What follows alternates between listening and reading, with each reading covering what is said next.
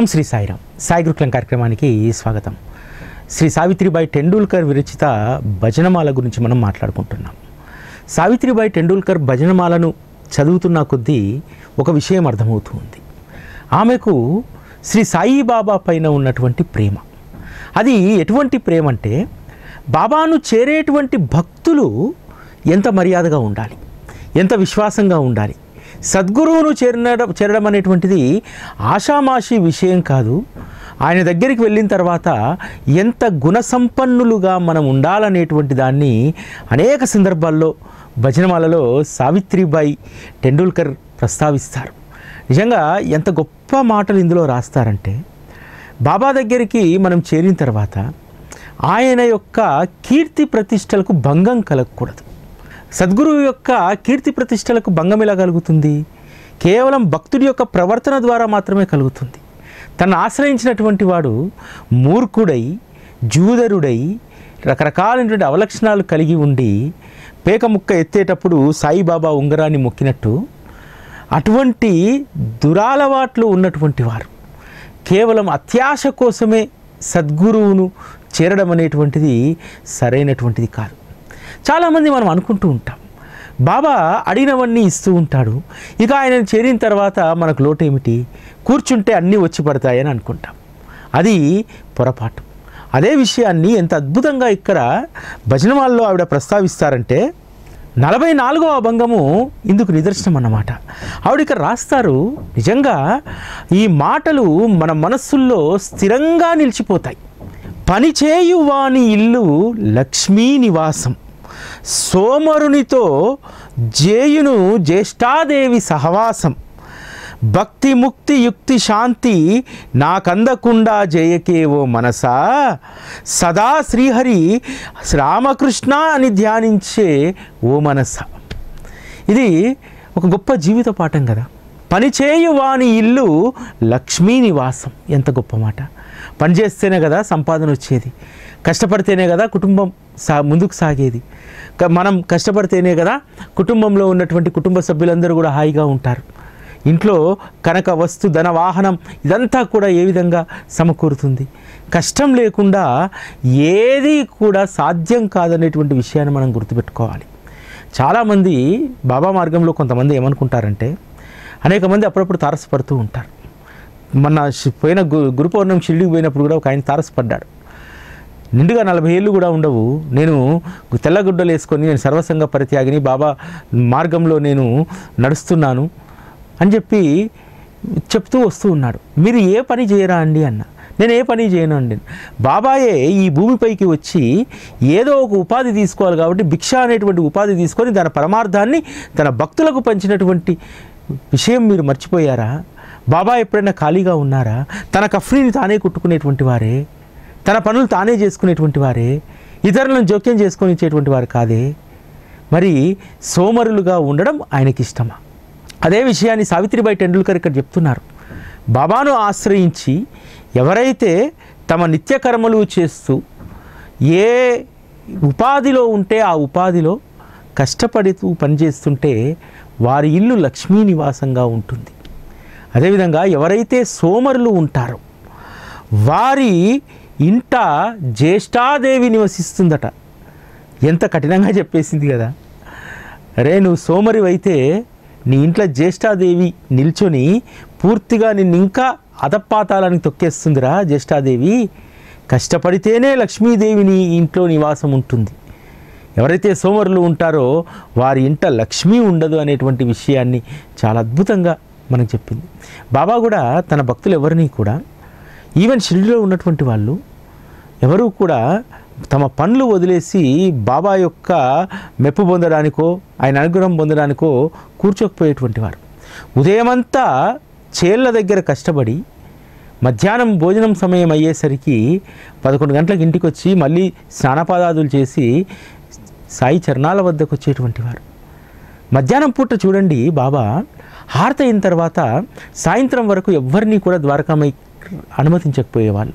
ఎందుకని అంటే బాబా విశ్రాంతి తీసుకోవడానికా? తెలుసు, తన బిడ్డలు ఉదయం ఎప్పుడో 4-5 గంటలకు లేచి చేను పని అని, గోవులని, ఆవులని వారు శ్రమ చేస్తూ ఉంటారు. వారు 11-12 గంటల వరకు కష్టపడి మధ్యాహ్న హారతికి వస్తారు. బాబా అనుమతిస్తే బాబాను చూసిన తర్వాత అలసట ఏముంటుంది, అందుకని అక్కడే కూర్చుండిపోతారు. కానీ మళ్ళీ సాయంత్రం కష్టపడాలి బిడ్డలు. అందుకని చెప్పి హారతి అయిపోయిన తర్వాత ఎవరిని ఉండించేటువంటి వారు కాదు, అందరూ వెళ్ళి ప్రశాంతి తీసుకునేటువంటి వారు. అంటే ఒక భక్తుడి యొక్క శ్రేయస్సును బాబా ఏ విధంగా చూస్తారనడానికి ద్వారకామాయిలోకి మధ్యాహ్నం పూట అనుమతించకపోవడం నిజంగా ఇది ఎంత గొప్ప విషయం కదా. కష్టపడేటువంటి వారిని బాబా ప్రోత్సహిస్తూ ఉంటారు. ప్రోత్సహించేది ఏ విధంగా ఉంటుందంటే ఆ పనిలో తనను తాను మర్చిపోయేలాగా, తను ఇంతకుముందు ఏ స్థితిలో ఉన్నాడు, బాబాను ఆశ్రయించి పనిని ప్రేమిస్తూ ఉంటే తన ఉపాధిలో వ్యాపారంలో ఏ స్థితికి వెళ్తాడనడానికి దాము అన్న ఒక నిదర్శనం. దాము అన్న ఒక గాజుల వ్యాపారి కదా, ఊరూరు తిరిగి గాజులు అమ్ముకుంటాడు. కానీ బాబా దగ్గరికి వచ్చిన తర్వాత వ్యాపారంలో మరింత శ్రద్ధ పెరిగింది, దాంతోపాటు వ్యాపారం పెరిగింది. అహ్మద్నగర్లో ఉన్నటువంటి 10ల సంఖ్యలో ఉన్నటువంటి ధనవంతుల్లో తాను ఒకడయ్యాడు. ఏ విధంగా అయ్యాడు? బాబా ఏదో తాయితిచ్చాడా, లేకపోతే వ్యాపారంలో యంత్రం పెట్టుకోమన్నాడా? పెట్టుకోమనలే, కష్టపడమన్నాడు. కష్టపడేటువంటి వాడికి ఫలితం తప్పకుండా ఉంటుందనేటువంటిది మనం ఇక్కడ బాబా మార్గంలో నమ్మాల్సినటువంటి విషయం. ఎందుకంటే కష్టం చేయకుండా బాబాని దయ అంటే ఏది రాదు అనేటువంటి సత్యాన్ని కూడా మనం గ్రహించాలి. ఇటీవల కాలంలో ఒక సాయి బంధువు వాళ్ళ కొడుకుని తీసుకొని వచ్చింది. దాదాపు 30-32 సంవత్సరాలు ఉంటాయి. ఏ ఉద్యోగం చేసినా 2 నెలలే. మరి ఎందుకు ఉద్యోగం చేయట్లేదు, బాబా మా బిడ్డ పైన దయ చూపెట్టట్లేదు అని చెప్పి తీసుకొచ్చింది. తీసుకొస్తే నేను 4 మాటలు చెప్పాను. నువ్వు ఈ విధంగా 2 నెలలకోసారి ఉద్యోగం మానేస్తే దానివల్ల ఎవరికి నష్టము? నువ్వు పనిచేసి మానేసినటువంటి సంస్థకు నష్టం కాదు. నువ్వు ఎప్పుడు ఉద్యోగం మానేస్తే మీ తల్లి గుండెలు అదిరిపోతూ ఉన్నాయి. ఆ ఆరోగ్యం ఏమైపోతుందో ఆలోచించుకో. నువ్వు ఇలా నిలకడలేనటువంటి వాడివని తెలిస్తే కొన్ని రోజుల తర్వాత ఎవరు నీకు ఉద్యోగం ఇస్తారు? నీవు సంస్థ కోసమో ఇంకొక లోకంలో ఎవరో ఏమనుకుంటున్నారనో జీతం తక్కువనో ఇవన్నీ వ్యవహారాలు చూడకు. ముందు నీ తల్లిని దృష్టిలో పెట్టుకో. ఆ దృష్టిలో పెట్టుకొని సద్గురువు పైన భారమే, ఏ కండిషన్స్ లేకుండా నువ్వు ముందు ఉద్యోగంలో చేరు అని చెప్పాను. దాదాపు 1 సంవత్సరం క్రితం వచ్చారు వాళ్ళు. వస్తే మొన్న మరల మన 18వ తారీఖు జరిగినటువంటి మే 18 జరిగినటువంటి కార్యక్రమానికి కొడుకుని తీసుకొని వచ్చింది ఆదివారం పూట. సార్ మీరు చెప్పిన తర్వాత మా కొడుకు అత్యధిక కాలం ఒకే ఉద్యోగంలో పనిచేస్తున్నాడు, 9 నెలలుగా అంది. అమ్మా బాబా ఇక్కడ దాకా తీసుకొచ్చాడంటే ఆ పిల్లవాడికి మంచి చేయాలనేటువంటి దాంతో తీసుకొచ్చాడు. చెప్పినటువంటిది నేను కాదు, అది బాబాయే చెప్పించాడు. ఎందుకంటే నాలాంటి వాళ్ళు మీ బంధువులు స్నేహితులు చాలామంది చెప్పింటారు కదా మీ బాబుకి అని అంటే, అవును సార్ చాలామంది చెప్పారన్నారు. మరి ఇక్కడే ఇక్కడ చెప్పినటువంటి మాటలే ఎందుకు నీ కొడుకు మనసుకు ఎక్కాయి అంటే, ఇక్కడ ఉన్నటువంటి అనుగ్రహం, ఇక్కడ దొరికేటువంటి అనుగ్రహం, ఇక్కడ మేము చేసేటువంటి నిస్వార్థమైనటువంటి సేవ, ఇక్కడ మా పలికే ప్రతి పలుకు అది రుజువవుతుంది. ప్రతి పలుకు ఆయన పలికిస్తాడు. కాబట్టి బాబా అనుగ్రహం దక్కితే, ఎందుకంటే బాబా ఎవరిని కూడా సోమరిగా 2 నెలలకోసారి ఉద్యోగాలు మానేసి ఉన్న ఉద్యోగం పట్ల ప్రేమ లేకుండా బాధ్యత లేకుండా ఉంటే ఆయనకి ఇష్టం ఉండదు. మనం అనుకుంటాము కార్యాలయాలు ఎగ్గొట్టి పని ఎగ్గొట్టి ఇంకోటి ఎగ్గొట్టి బాబా బాబా బాబా అని భజన చేస్తే బాబాకి ఇష్టమేమో అని చెప్పి అస్సలు ఇష్టం ఉండదు. నీ పనిని నువ్వు పూర్తిగా దాన్ని పరిపూర్ణంగా చేసిన తర్వాత, నీ బాధ్యతను నిర్వర్తించిన తర్వాత, ఆ తర్వాత నువ్వు ఏం చేసుకున్నా, భజన చేసుకున్నా, పాట పాడుకున్నా, సత్సంగం చెప్పుకున్నా, ఏం చెప్పుకున్నా దాంట్లో నష్టం ఉండదు. అది బాబాకి ఇష్టం. కానీ అసలు బాధ్యతలను వదిలేస్తే బాబాకి ఇష్టం ఉండదు. అందుకనే అద్భుతమైనటువంటి మాట చెప్పింది బాబా. భక్తులు అనేటువంటి వాళ్ళు నిత్య శ్రామికులుగా ఉండాలి. ఎందుకంటే ఈ లోకంలోకి వచ్చిన తర్వాత భగవంతుడు నీ నెత్తిన బాధ్యతను ఎత్తాడు, సంసారం అనేటువంటి బాధ్యతను ఎత్తాడు. సంసారం అనేటువంటి బాధ్యతలో నువ్వు పర్ఫెక్ట్గా నీ యొక్క బాధ్యతలు నిర్వర్తించినటువంటి రోజే నీ జన్మ సార్థకతమవుతుంది. ఒక విషయం మనం గుర్తుపెట్టుకోవాలి, సద్గురువును ఆశ్రయించి సద్గురువు అనుగ్రహం పొందడం వల్ల ఏ విధంగా అయితే జన్మ సార్థకతమవుతుందో, భగవంతుడు నీకు అప్పగించినటువంటి సంసారం అనేటువంటి బాధ్యతను కూడా నువ్వు పరిపూర్ణంగా నిర్వర్తించినప్పుడే నీ జన్మ సార్థకతమవుతుంది. కేవలము భక్తి భజన ద్వారా మాత్రమే సార్థకం కాదు, బాధ్యతను కూడా పర్ఫెక్ట్గా నిర్వహించినప్పుడే నీ జన్మ సార్థకతమవుతుంది. ఉన్నటువంటి బంధాలను బాధ్యతలను విస్మరించేసి ఏకో నారాయణ, లేకపోతే ఇది ఎందుకు వచ్చిందిరా నాయన అని చెప్పి విసుగు చెందుతూ ఉంటే మాత్రం అది ఏమాత్రం కూడా నీ జన్మకు సార్థకం వైపు నడిపించదు నీ ప్రవర్తన. కాబట్టి బాబా ఎప్పుడూ కూడా ఏం చెప్పేటువంటి వారంటే, నా భక్తుడు సంసార బాధ్యతల్లో కూడా తృప్తిగా ఉండాలి, సంసారాన్ని కూడా అయ్యో భారం అనేటువంటి దాంతో మొయ్యకూడదు. ఇది నా బాధ్యత, ఇది నా పూర్వజన్మ కర్మానుసారం వచ్చినటువంటి రుణానుబంధాలు, వీటిని నేను పర్ఫెక్ట్గా సాటిస్ఫై చేయాలి అనేటువంటి దాంట్లో మనం ఉండాలి. సంసారాన్ని కూడా ఆ విధంగా నడుపుకుంటూ రావాలి. సంసారంలో చాలామంది గుట్టు మెయింటైన్ చేస్తూ ఉంటారు, పిల్లల దగ్గర, భార్య దగ్గర, భర్త దగ్గర గుట్టు మెయింటైన్ చేస్తూ ఉంటారు. ఆ గుట్టు సరైనటువంటిది కాదు. ఎప్పుడైతే ఉన్నది ఉన్నట్టుగా పిల్లలకు, భార్యకు, భర్తకు వీళ్ళ మధ్య ఏ దాపరికాలు లేనటువంటి సందర్భంలోనే ఆ సంసారం తృప్తిగా నడుస్తుంది. పిల్లలు అనుకుంటారు మా నాన్న మాకు తెలియకుండా ఎక్కడో గుట్టుగా దాచిపెట్టాలే అనుకుంటాడు.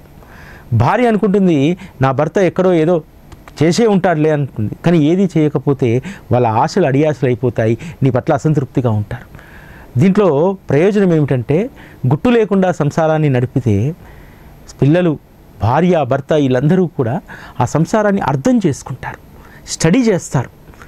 ఇప్పుడు మా నాన్న ఇలా కష్టపడుతున్నాడు, మేము ఎట్లా చదవాలి, ఎట్లా ప్రయోజకులం కావాలి, ఏ విధంగా మనం మళ్ళీ మన కుటుంబాన్ని ఒక మంచి స్థితికి తీసుకెళ్లాలని చెప్పి. బాబా భక్తుల ఇళ్లలో ఇదే జరుగుతుంది తెలుసా. చాలామంది చెప్తూ ఉంటారు, మా పిల్లవాడు అమెరికా వెళ్ళాడు సార్, అందరిలా కాదు, వాడు ఎంత బాధ్యతగా ఉన్నాడంటే నేను వాడి సెకండ్ సెమిస్టర్ ఫీజు కోసము అప్పు చేస్తున్నానని చెప్పి వాడు కావాల్సినటువంటి డబ్బును పార్ట్ టైం చేసి సమకూర్చేసుకున్నాడు సార్ అంటారు.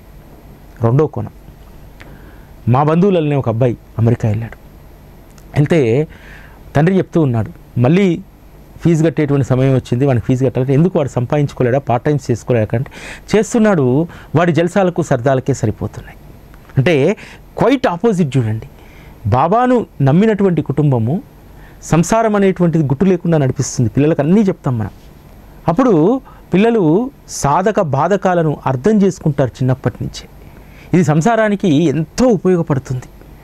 కాబట్టి బాబా భక్తులుగా మనందరము కూడా ఒక సహృద్భావ సాంసారిక జీవితాన్ని మనం గడపాలి. గడిపినప్పుడు సంసారంలో కష్టాలు ఉండవు.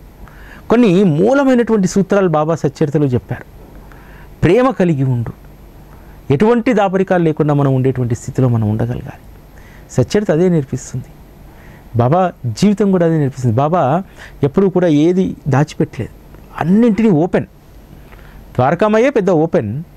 బాబా కూడా ధనాన్ని దాచిపెట్టడానికి హుండీలు, వచ్చినటువంటి ధనం భూమిలో పాతి పెట్టడాలు, లేకపోతే ధనంతో నా తర్వాత ఇది చేయండి అని చెప్పి, నా శరీరం వదిలిన తర్వాత ఇది చేయండి అని చెప్పి ధనం పోగు చేయడం, ఇవేవీ చేయలేదు. బాబా జీవితాన్ని మనం గొప్ప ఆదర్శంగా తీసుకోవాలి. ఏది కూడా భవిష్యత్తు కోసం ఏది కూడబెట్టలేదు, పోగు చేయలేదు. అందుకనే ఈరోజు బాబా వైభవం చూడండి ఎంత అద్భుతంగా ఉందో. మనం అనుకుంటాం దాపెట్టుకుంటే అది మనకు ఉపయోగపడుతుందని చెప్పి, అస్సలైనటువంటి దాన్ని ప్రోగు చేసుకోకుండా ధనము ఐశ్వర్యం దాచిపెట్టుకుంటే ఏమీ రాదు. అసలైనటువంటి దాన్ని ప్రోగు చేసుకోవాలి. బాబా ఒక నిరాడంబరమైనటువంటి జీవితాన్ని గడిపి ఈరోజు షిరిడీ క్షేత్రాన్ని లక్ష్మీ నివాసం చేశారు. అంతే కదా, సావిత్రిబాయి టెండూల్కర్ చెప్పినట్టు పనిచేయు వాని ఇల్లు లక్ష్మీ నివాసం. బాబా ఎప్పుడూ పనిచేస్తూనే ఉండేటువంటి వారు. బాబాకు అలసట అనేటువంటిది లేదు. ఈరోజు షిరిడీ లక్ష్మీ నివాసమైంది. దేశంలోనే అత్యధిక ఆదాయం ఉన్నటువంటి ఆలయాల్లో షిరిడీ 2వ స్థానం 3వ స్థానంలో ఉండడం అనేటువంటిది మామూలు విషయం కాదు కదా. కాబట్టి అక్కడ వెళ్ళినటువంటి వాళ్లకు దేనికి కొదవలేదు, అక్కడ పూలు అమ్ముకునేటువంటి వాళ్లకు కొదవలేదు, వ్యాపారాలకు కొదవలేదు. ఆ ప్రాంగణం అంతా కూడా షిరిడీ అనేటువంటి ఆ గ్రామం అంతా కూడా లక్ష్మీ నివాసం. అక్కడ ఉన్నటువంటి బిడ్డలందరూ కూడా నిత్యం తృప్తిగా ఉండేటువంటి వారు. ఇక్కడ ఇంకో విషయం గుర్తొస్తుంది. 46వ అభంగంలో ఒక అద్భుతమైనటువంటి పదాలు రాస్తారు. షిరిడీ యొక్క గొప్పతనం గురించి ఆమె చెప్తారు. ఎంత అద్భుతమైందంటే, షిరిడి ఆనందధామం. బద్ధకమను గాలి కూడా చేరని ఆ చోటున చూడండి భక్తుల యొక్క ప్రేమోత్సాహం. పీతాంబరధారి అయి ముగ్ధ మనోహర రూపుడైన మన సాయిని కనండి. ఓ సాయి, ఈ దాసి ఏకాంతమున ఎన్ని మార్లు ప్రేమతో నిన్ను గుర్తు చేసుకున్నదో కదా. నిజంగా అద్భుతమైనటువంటి మాటలు ఇవన్నీ కూడా. షిరిడి ఆనందధామం. అక్కడ బద్ధకం అనేటువంటి గాలి వీయదట. బద్ధకం అనేటువంటి గాలికే చోటు లేకుండా ఏం జరుగుతుందంటే అక్కడ ఎప్పుడూ కూడా భక్తుల ప్రేమోత్సాహమే అక్కడ ఉంటుందట. నిజమే కదా. షిరిడీకి వెళ్తే ఎంత అద్భుతమైనటువంటి ప్రేమోత్సాహం మన మనసులో కలుగుతుంది. ఈ పదం రాయడం అనేటువంటిది మామూలు విషయం కాదు. అక్కడ బద్ధకం అనేటువంటి గాలే వీయదట. అందుకనే బాబాను ఆశ్రయించినటువంటి వాళ్ళకి సాధారణంగా బద్ధకం ఉండదు. ఎప్పుడూ కూడా పని పని పని, బాధ్యత. చాలామంది మామూలుగా లౌకికంలో జీవించేటువంటి వాళ్ళు ఏం చేస్తారంటే ఆఫీస్కి వెళ్ళే ముందు వెళ్ళి రాగానే ఏం చేస్తారు, బాగా అలసిపోయామని చెప్పి ఇంటికి రాగానే రెస్ట్ అంటారు. కానీ బాబా మార్గంలో ఉన్నటువంటి వారు ఉద్యోగ బాధ్యత అయిపోయిన తర్వాత ఈరోజు నా గురుభక్తిని నేను చేయాలి అని చెప్పి ఆ రోజు అధ్యాయాలు ఉదయం సాయంత్రం చదువుతారు. బాబాకు సంబంధించినటువంటి ఏదో ఒక లీలను వారు చదువుతూ ఉంటారు. స్మరణ జరుగుతూ ఉంటుంది. ఇక్కడ సమయం లేకపోవడం అనేటువంటిది లేదు. అక్కడ ఉన్నటువంటిది ఏంటంటే బద్ధకం. సద్గురు ఆశ్రయం లేనటువంటి వారిని బద్ధకం ఆశ్రయిస్తుంది. ఎవరైతే సద్గురును ఎప్పుడూ ధ్యానిస్తూ ఉంటారో వారి ఇంట, వారి వంట బద్ధకం అనేటువంటి గాలే వీచదట.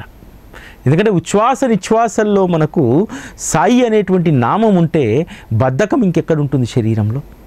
కాబట్టి ఆ బద్ధకం అనేటువంటి గాలి మన దగ్గర ఉండదు. కేవలము ప్రేమోత్సాహం అనేటువంటి చల్లని మలయగిరి ఎందు ఉన్నటువంటి చల్లటి గాలులే మన చుట్టూ ఆవరించి ఉంటాయి.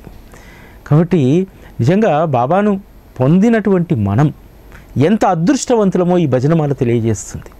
కొన్నిసార్లు మన అదృష్టం మనకు తెలియదట, వేరే వాళ్ళు చెప్తే తెలుస్తుంది. ఇప్పుడు భజనమాల చెప్తే చాలా విషయాలు అర్థమవుతూ ఉన్నాయి.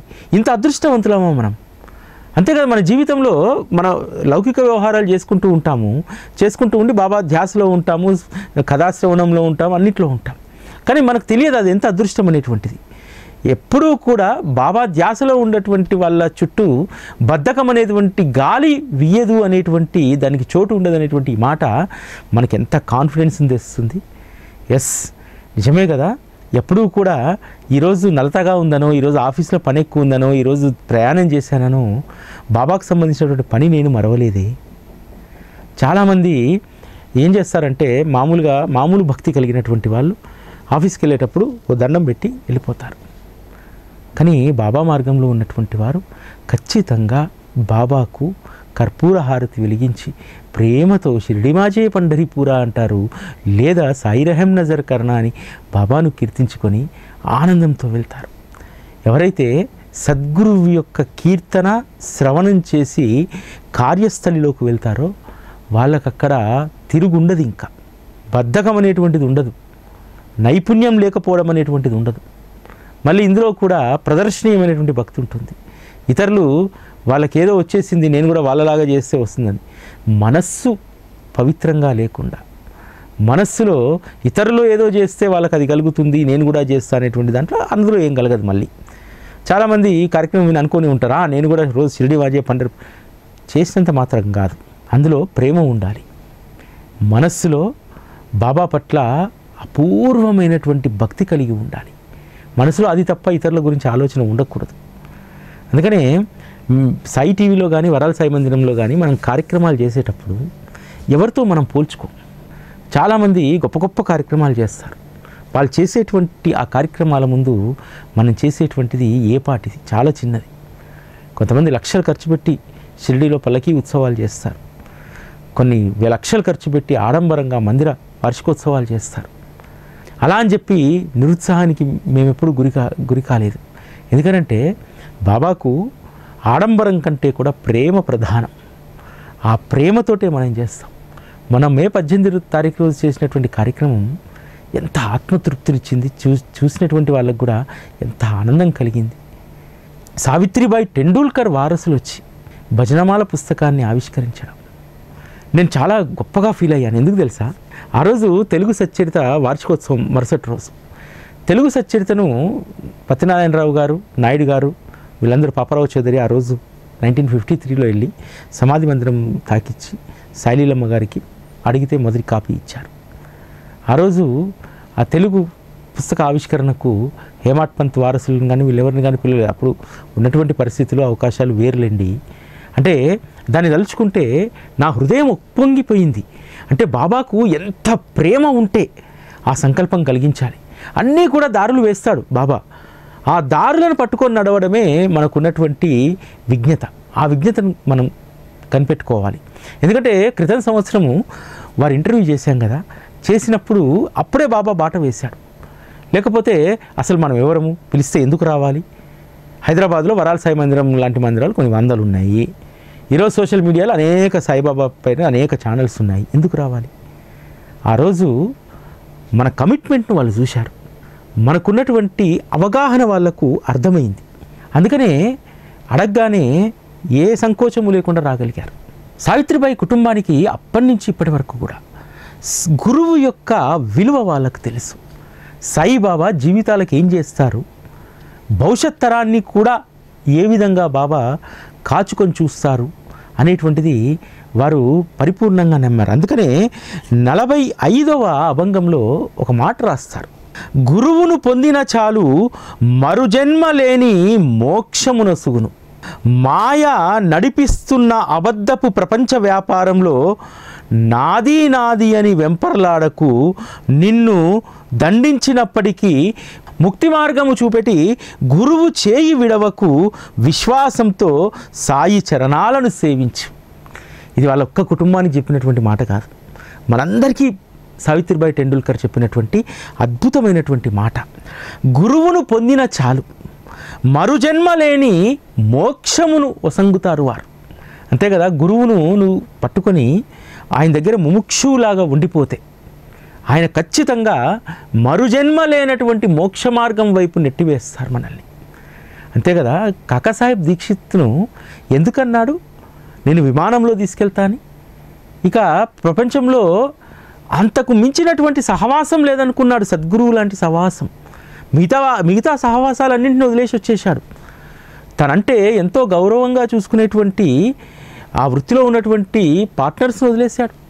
అసలు కాకాసాహెబ్ దీక్షిత్ వాళ్ళ ఫర్మ్లో ఒక పార్ట్నర్గా ఉంటే చాలు, ఆ ఫర్మ్ ఎక్కడికో వెళ్ళిపోతుంది, ఏమి చేయకున్నా పర్వాలేదని చెప్పి భావించేటువంటి వాళ్ళు ఆ రోజు ముంబైలో అనేక మంది ఉన్నారు. వాటన్నింటినీ వదిలేశారు. ఇది కాదు, సద్గురు చరణాలే ప్రధానం అని చెప్పి అనన్య శరణాగతి చేశాడు. అందుకని విమానంలో తీసుకెళ్తాడు. విమానం అంటే ఇంక మోక్షం సామ్రాజ్యానికి తీసుకెళ్ళిపోయాడు. ఇవన్నీ కూడా బాగా అనుభవం పూర్వకంగా సావిత్రిబాయి టెండూల్కర్ చూసింది. అందుకనే గురువును పొందిన చాలు మరుజన్మ లేని మోక్షమున సొంగు, మాయ నడిపిస్తున్నటువంటి ఈ అబద్ధపు ప్రపంచ వ్యాపారంలో నాది నాది అని వెంపర్లాడకు. సగం మంది జీవితాలు ఇక్కడనే గడిచిపోతాయి. నాది నాది అనేటువంటి వెంపర్లాటనే మనల్ని సద్గురువుకు దూరంగా ఉంచుతుంది. కాబట్టి మాయ ఆడేటువంటి నాటకం ఇదంతా కూడా ఈ ప్రపంచ వ్యాపారంలో ఉండేటువంటిది అంతా కూడా మాయనే. ఆ మాయ ఆడిచ్చినట్టు మనం ఆడామనుకో, సద్గురువును చేరి కూడా జన్మ ఎటువంటి ప్రయోజనాలను పొందలేదు. ఇక్కడ మాట చెప్తుంది, నిన్ను దండించినప్పటికీ ముక్తి మార్గము చూపేటువంటి గురువు యొక్క చెయ్యి వదలకు. అప్పుడప్పుడు కష్టాలు వస్తాయి. దండించడం అంటే బాబా సట్కా తీసుకుని దండిస్తారా? దండించడం. ఆ రోజు అనేక మంది పైన బాబా ఆగ్రహం వ్యక్తం చేసేటువంటి వారు. అది దండనగా స్వీకరించేటువంటి వారు కాదు ఆ రోజుల్లో, దాన్ని ఆశీర్వాదంగా స్వీకరించేటువంటి వారు. ఈరోజు కూడా బాబాను ఆశ్రయించిన తర్వాత మనకు అనేక రకాలైనటువంటి కష్టాలు, బాధలు ఇవన్నీ వస్తూ ఉంటాయి కదా. అది గురుదండనే అనుకోండి, గురువు మనకు శిక్ష వేశాడు అనుకోండి, అయినా సరే గురువు దండించిన ముక్తి మార్గము చూపేటువంటి ఆయన చెయ్యిని వదలొద్దని చెప్తున్నారు.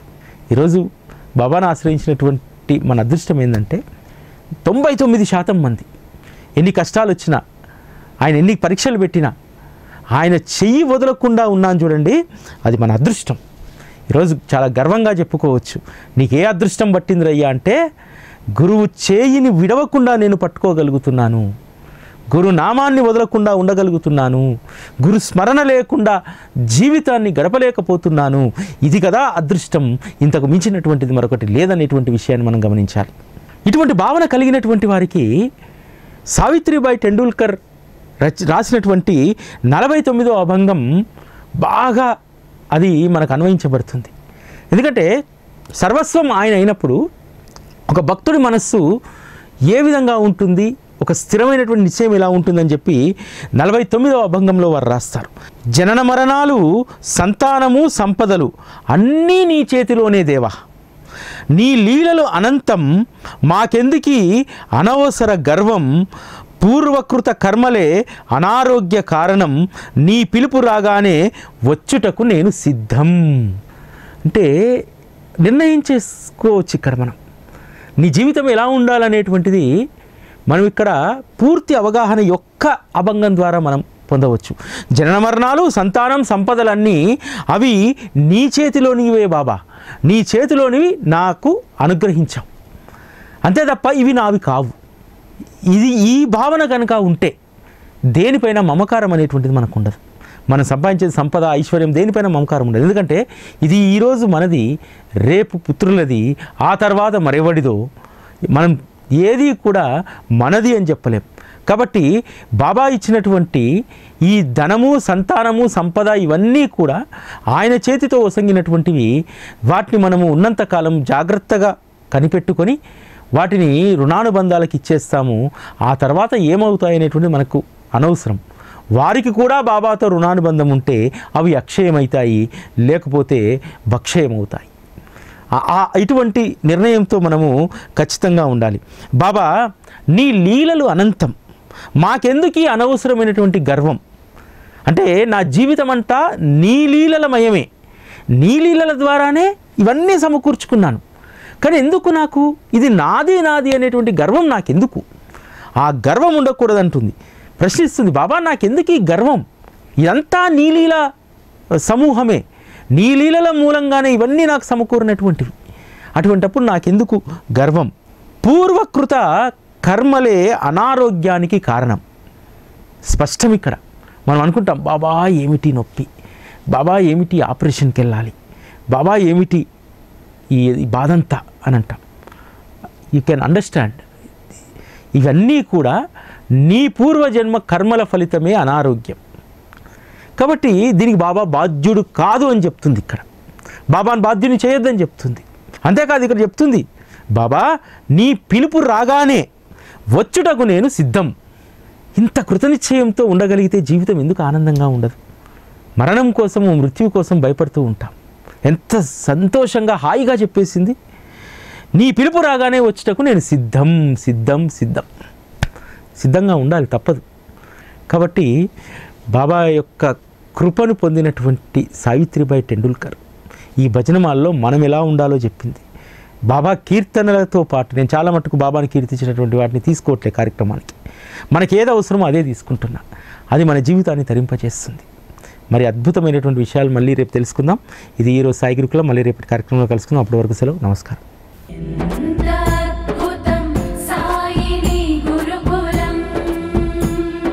శిక్షణే తప్ప శిక్షలు లేని శరణాగతి సౌదం.